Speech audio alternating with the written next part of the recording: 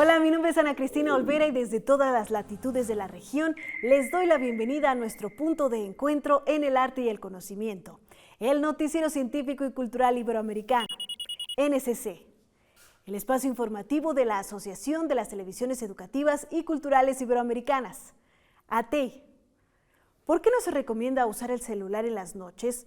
¿Cómo afecta la basura electrónica al planeta? ¿Y cuál es la novela inédita de Gabriel García Márquez? Acompáñenme en este recorrido de 30 minutos a descubrir lo que se produce, se investiga y se crea cerca de ti. Más del 97% del agua es salada y está en los océanos. Casi el 3% es dulce y de esa el 70% se encuentra en estado sólido en los casquetes polares y glaciares. El 30% en depósitos subterráneos y el 2% en lagos, ríos y pantanos. La NASA, a través de sus satélites, proporciona valiosa información de esta. We live on a water planet. From millions of miles away, Earth shines blue, with almost 70% of its surface covered in water. But most of that water is in the oceans. It's salty. On Earth, only about 3% of water is fresh, the stuff we drink and use to feed our crops, and it's constantly moving. Through the atmosphere, soil, aquifers deep underground, and even living things. That's where NASA satellites come in. Taking a global look at freshwater provides important information about droughts, floods, and water quality around the globe.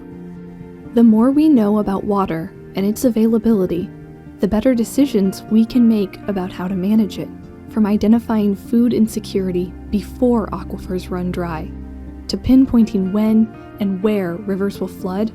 Tracking water from space gives us an advantage in using it.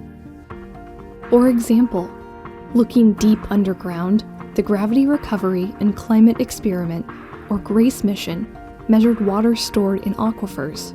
When human activity and drought drain aquifers, they can be replenished by sufficient precipitation, but they aren't always.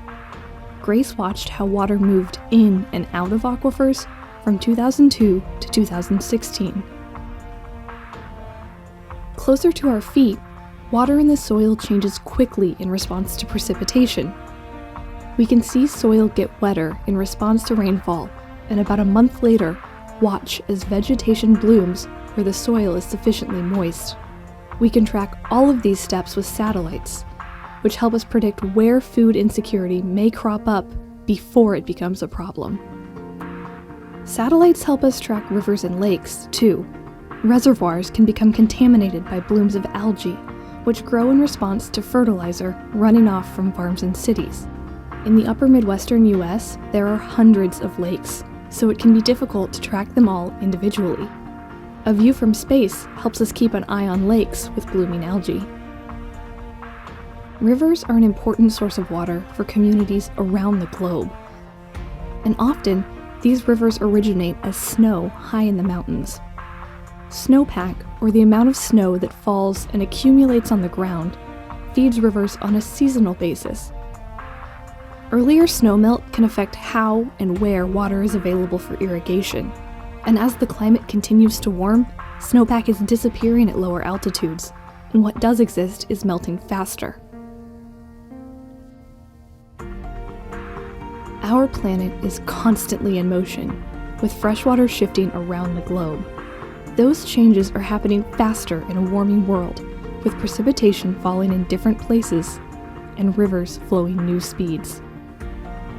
NASA's view of where freshwater is and how it moves is even more important than ever. From deep below the ground up into the atmosphere, we're helping people manage their water better.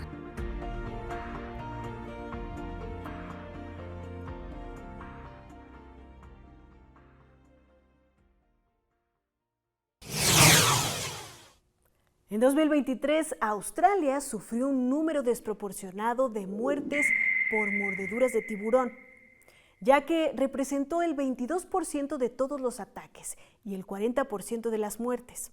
Estos son ataques no provocados en los que el tiburón confunde a una persona con una presa, como puede ser una foca. Las costas del estado de Florida, en el sureste de Estados Unidos, son la capital mundial de las mordeduras de tiburones a humanos. En 2023, 16 de los 69 ataques de tiburones registrados a nivel global sucedieron aquí, según un informe publicado por la Universidad de Florida. Una latitud subtropical y aguas ricas en nutrientes permiten la presencia de muchos peces, que sirven de alimento a los escualos, mientras que sus kilómetros de playa y su buen clima atraen a numerosos turistas. Hay mucha gente y muchos tiburones en el agua. Los tiburones van por los peces de los que normalmente se alimentan, pero de vez en cuando la gente se mete en el camino, se equivocan y muerden a la gente. En casi el 95% de los casos, las mordeduras son involuntarias, fruto de la falta de visibilidad y la mala suerte. Los defensores de los tiburones aseguran que si estos animales quisieran realmente atacar a la gente, habría más de 10,000 casos al día en todo el mundo. No son muchas mordeduras en realidad. Es como cuando se estrella un avión. Si alguien es mordido, es una gran noticia, es sensacionalista. Sirve para vender camisetas. Jonathan Campbell, instructor de buceo, también lucha por cambiar la imagen que tenemos de estos animales.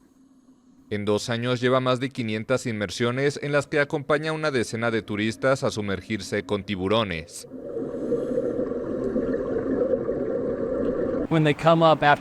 Cuando salen después de su primera inmersión están emocionados, están sorprendidos. Ven a los tiburones en la televisión, en películas como monstruos espantosos. En el agua realmente son como cachorros tímidos.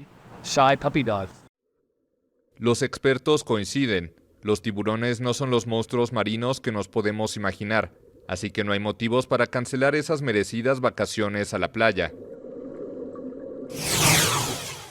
Según la Unión Internacional de Telecomunicaciones, casi el 80% de la población mundial de 10 años en adelante tiene un teléfono móvil, y China, India y Estados Unidos son los que más usuarios tienen, superando los 100 millones. Usar el celular en las noches puede quitar el sueño. Si eres de las personas que usan el celular en la cama, cuidado. Está comprobado que ver el celular en la noche espanta el sueño. Al anochecer, la oscuridad estimula la producción de una hormona llamada melatonina. Cuando esta llega a un pico, tu cerebro envía la señal de que ya es hora de dormir. Si entonces ves el celular, tu cerebro capta la luz blanca de la pantalla como si fuera luz de día, y esto provoca que se active el proceso para despertar. Como además ya estaba preparándose para dormir, se confunde y este es otro motivo para mantenerte alerta. Para que vuelvas a tener sueño, la melatonina tiene que llegar otra vez a un cierto nivel, lo que puede tardar alrededor de 1 hora. Algunas pantallas tienen la opción de verse amarillentas de noche, pero este tono también entorpece el efecto de la melatonina, así que la recomendación para que puedas descansar mejor es que no veas el celular al menos 2 horas antes de dormir. Según el Programa del Medio Ambiente de las Naciones Unidas, en el mundo se producen más de 430 millones de toneladas de plástico al año y se desechan más de 280 millones de estos productos de vida corta. Así es como se fabrica este material.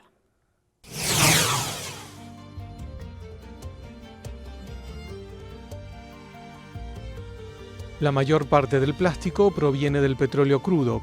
Primero se calienta a alta temperatura en una refinería y luego se envía a una torre de destilación donde se separan sus distintos componentes. Los productos más pesados se depositan en la parte inferior de la torre y los más ligeros suben a la cima. Uno de estos productos es la nafta, un líquido utilizado en la mayoría de los plásticos. En las plantas petroquímicas, la nafta se somete a un tratamiento conocido como craqueo a vapor. El líquido se calienta a 800 grados centígrados en presencia de vapor de agua y luego se enfría a 400 grados. La nafta se transforma en gases como etileno y propileno, que luego se someten a un proceso de polimerización para crear plástico, que sale de la fábrica como polvo granulado. Para darle forma, los fabricantes utilizan extrusoras. Los gránulos se calientan y se mezclan mediante un tornillo sin fin. Luego, se les da forma utilizando un molde que se adapta al producto final. El aumento de la basura electrónica se atribuye a un mayor consumo, la falta de opciones de reparación, los ciclos de vida más cortos de los aparatos y una infraestructura inadecuada para gestionar los residuos. La Organización de las Naciones Unidas presentó un informe sobre este problema. La basura electrónica crece 5 veces más rápido que el reciclaje de la misma. Así lo refleja un estudio de la ONU presentado este miércoles, en el que se pide una atención urgente a este problema por parte de la comunidad internacional. En 2022 hubo un récord de 62 millones de toneladas de basura electrónica, un 82% más que en 2010. Para hacerlo más gráfico, estas cantidades se traducen en más de 1,5 millones de camiones de 40 toneladas. Mientras tanto, menos de una cuarta parte de la masa anual de desechos electrónicos producidos se recolectó y se recicló según los protocolos internacionales, con lo que se perdieron recursos naturales recuperables y se generaron crecientes riesgos de polución para comunidades en todo el mundo. El informe recalca que cada producto desechado con un enchufe o una pila son un peligro para la salud y el medio ambiente, y es que contienen aditivos tóxicos o sustancias peligrosas como el mercurio, que puede dañar el cerebro humano y el sistema de coordinación. El progreso tecnológico, el aumento del consumo, las limitadas opciones de reparación de los aparatos electrónicos, los ciclos de vida más cortos de los productos o la creciente electronificación de la sociedad contribuyen a este empeoramiento de la tasa de reciclaje. En medio de la esperanza de los paneles solares y equipos electrónicos para combatir la crisis climática, la ONU alerta, sin embargo, de que la aparición de los residuos electrónicos requiere una atención urgente. La demanda mundial de aluminio aumentará casi un 40% al 2030, según un informe de CRU International. El sector necesitará producir más de 30 toneladas métricas adicionales para satisfacerla. En la Universidad Autónoma del Estado de Hidalgo, en México, estudian la transformación de este elemento. Hola, hoy les platicaré acerca del aluminio y su transformación. El aluminio es un metal súper útil que nos encontramos en muchos objetos de nuestra vida cotidiana. Es muy resistente, duradero y, lo mejor de todo, muy ligero. Pero su extracción de la tierra puede ser muy dañina para el medio ambiente, lo que ha hecho que el reciclaje del aluminio sea cada vez más popular y necesario. Reciclar el aluminio tiene muchas ventajas. Ayuda a reducir la cantidad de basura en los vertederos, ahorra energía y recursos naturales, disminuye la contaminación del aire y del agua y reduce las emisiones de gases de efecto invernadero. Pero eso no es todo. El reciclaje del aluminio también tiene algunas desventajas, como el uso de mucha energía para procesar el material. En el Laboratorio de Tecnología de Cerámicos de la Universidad Autónoma del Estado de Hidalgo, estudiantes de Ingeniería de Materiales están creando cerámicos avanzados utilizando chatarra de aluminio reciclado. El proceso es muy interesante. Se disuelve el aluminio a temperatura ambiente y se convierte en partículas sólidas de tamaño nanométrico, a partir de las cuales se pueden obtener dos tipos de alúmina con diferentes características. La gamma, para fabricar cerámicas, catalizadores y absorbentes, y la alfa, para producir herramientas de corte, materiales refractarios, componentes electrónicos e incluso implantes médicos. Es sorprendente todo lo que se puede hacer con algo que normalmente consideramos como basura. Así que la próxima vez que disfrutes de una bebida en lata de aluminio, recuerda que tu acción contribuye a un mundo más sustentable y a la creación de materiales avanzados. Gracias por su atención. Hasta la próxima. A la línea del Ecuador se le conoce como paralelo cero y divide nuestro planeta en dos mitades iguales, el hemisferio norte y el sur. Cuando un barco cruza esta línea imaginaria, existe la tradición de pedir permiso al rey Neptuno. Cruzar de un hemisferio a otro en el mar requiere del permiso del dios Neptuno, según la tradición de algunos marineros y tripulantes que deben ganarse su confianza para cruzar o sufrir las consecuencias de la mala suerte. Y la tripulación del Arctic Sunrise, el barco de la organización ecologista Greenpeace, no se olvida de ello. Aunque no es algo obligatorio, ciertos tripulantes prefieren no tentar a la suerte y seguir las tradiciones, mientras otros acompañan el evento por el simple gusto de participar y unos más no le dan importancia y recorren las azules aguas del Pacífico sin incluso percatarse del momento en que se cruzó la línea ecuatorial. Así lo dijo la alemana Christine Weiss al momento de cruzar los hemisferios. Sí, saltar es algo que siempre hago. En realidad no es una tradición marinera, pero creo que es divertido. El Arctic Sunrise partió del archipiélago de Galápagos hacia el norte en el marco de una expedición científica de la que forma parte EFE. Según Weiss, en la tradición náutica, se piensa que el dios Neptuno tiene que autorizar el paso hacia el otro hemisferio y quien lo pide debe ser digno de merecerlo. Neptuno habla a través de aquellos que ya están familiarizados y ya han cruzado el océano, y son las personas que están autorizadas y pueden interpretar la voluntad de Neptuno y autorizan o no el permiso. Weiss es la tercera oficial del barco y explica que el cruce de la línea ecuatorial es un momento especial para los marineros. Pero, ¿qué pasa si se cruza sin la autorización de Neptuno? Pues puede traer mala suerte y consecuencias según las creencias, como lo afirma la alemana de 44 años entre risas, mientras mira el océano infinito bañado por un fuerte sol que hace brillar sus aguas. Entre bromas, la alemana pregunta si sintieron el cruce de la línea ecuatorial porque tan pronto el barco pasó al hemisferio norte, la embarcación dejó atrás su tranquilo navegar y comenzó a agitarse. Pero en realidad asegura que es porque el barco abandonó el canal Simón Bolívar entre las islas Isabela y Fernandina y entró a mar abierto. En el 2022, el Instituto Nacional de Bellas Artes y Literatura de México tuvo casi 3,000 personas matriculadas, de las cuales más del 40% fueron hombres y casi 60% mujeres. De 550 que egresaron, 486 fueron de artes y humanidades. Las y los artistas en este país sufren de precariedad laboral. Para los artistas, que son quienes crean y distribuyen la cultura, el panorama es aún más desalentador por la falta de reconocimiento legislativo, precariedad laboral y falta de espacios de distribución, entre otras problemáticas. En primer lugar, yo diría que no tenemos hasta el día de hoy una identidad dentro de la Constitución. No tenemos una identidad ni una figura respaldada por la ley, ¿no? Entonces, no estamos incluidos en la Ley Federal del Trabajo, porque la Ley Federal del Trabajo contempla solo las relaciones obrero-patronales, que no tienen nada que ver con el sistema de relaciones laborales que suceden entre los artistas independientes de la danza y de cualquier disciplina. El 44.5% de los artistas en México ejercen en condiciones laborales precarias, de acuerdo al artículo de Entre Ciencias de Revista UNAM. El acceder a una educación que contempla las artes también como eje fundamental de la formación integral de un individuo. En fin, o sea, son un montón de cosas que reverberan a partir de que no existimos dentro de la propia ley, ¿no? Entonces creo que uno de los primeros aspectos que habría que resolver es eso, que tengamos una identidad dentro del marco legislativo y a partir de allí podamos avanzar en una serie en resolver una serie de vacíos históricos que generan esta precariedad en la cual existe el artista de la danza y de las artes en general, ¿no? Diversificar las vías de consumo y distribución del arte no solo ha abierto un panorama de nuevas narrativas para los artistas, sino también un espacio de acceso para la población desde diferentes puntos geográficos.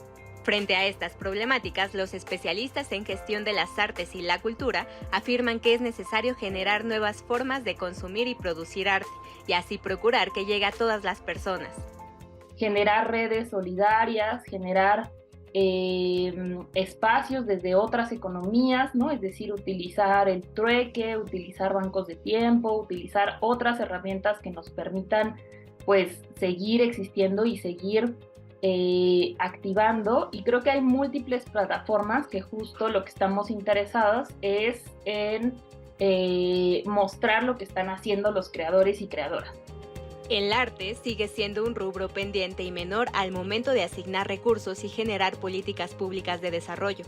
Sin embargo, el gremio cultural y artístico cada día pone su esfuerzo, capital propio, habilidades y creatividad para lograr que siga siendo algo más que una actividad recreativa y se convierta en un motor de desarrollo humano. Gabriel García Márquez, fallecido en el 2014, es autor de la novela 100 años de soledad, publicada en 1967, la cual llevó a recibir el Premio Nobel de Literatura en 1982 a este autor. Ha sido traducida a más de 40 idiomas y se cree que se han vendido entre 30 y 50 millones de copias. Este año se publicará una novela inédita de este escritor. En agosto nos vemos. Así se llama la novela póstuma del Nobel colombiano de literatura Gabriel García Márquez, que acaba de ver la luz. Unos 15 años antes de fallecer en abril de 2014, Gabo emprendió la escritura del libro que cuenta la historia de Ana Magdalena Bach, una mujer que cada agosto visita la tumba de su madre en una isla del Caribe. La protagonista aprovecha los viajes para dejar de lado su vida de castidad y tener citas eróticas con desconocidos. El mismo estilo de García Márquez, la misma maestría para narrar, la capacidad de orfebre, de delicado en cuanto al manejo de la prosa. Y el tema muy interesante porque es el tema del amor. En 1999, el Nobel de Literatura leyó públicamente el primer capítulo, pero se abstuvo de publicar el resto de la obra ya que no lo satisfacía y se limitó a entregar a sus familiares versiones del manuscrito. Por decisión de sus allegados, los manuscritos y mecanoscritos de esta obra fueron alojados en una biblioteca de la Universidad de Texas, en Estados Unidos. Según los hijos del principal exponente del realismo mágico, las opiniones de académicos que leyeron fragmentos de la obra convencieron a los hermanos de unificarlos en un libro. Pese a que se rumoraba que la novela no tenía un final, sus descendientes aseguran que antes de morir desarrolló por completo la historia, última sobreviviente de su universo literario. Pues un tesoro, porque indudablemente ya no hay más. Ya digamos que con esta obra García Márquez cierra su ciclo narrativo y lo cierra con un colofón grandioso. Fallecido en Ciudad de México, García Márquez es considerado uno de los autores más relevantes de la historia y el más importante escritor del boom latinoamericano, un fenómeno de las letras que surgió en los años 60 y 70. La plataforma de streaming Netflix estrenará este año una serie inspirada en 100 años de soledad, su obra maestra. Gracias por habernos acompañado en este viaje informativo del Noticiero Científico y Cultural Iberoamericano, NSC. Este espacio de encuentro no sería posible sin la colaboración y las plataformas de los socios de ATI y las agencias informativas AFP, EFE, Xinhua y la Deutsche Welle. Si quieren saber más, podemos estar comunicados a través de la web en noticiasnsc.com y en las redes sociales nos encuentras como @NSC Iberoamérica. En X, Facebook, Instagram y Dailymotion. Yo soy Ana Cristina Olvera y les espero en una próxima emisión.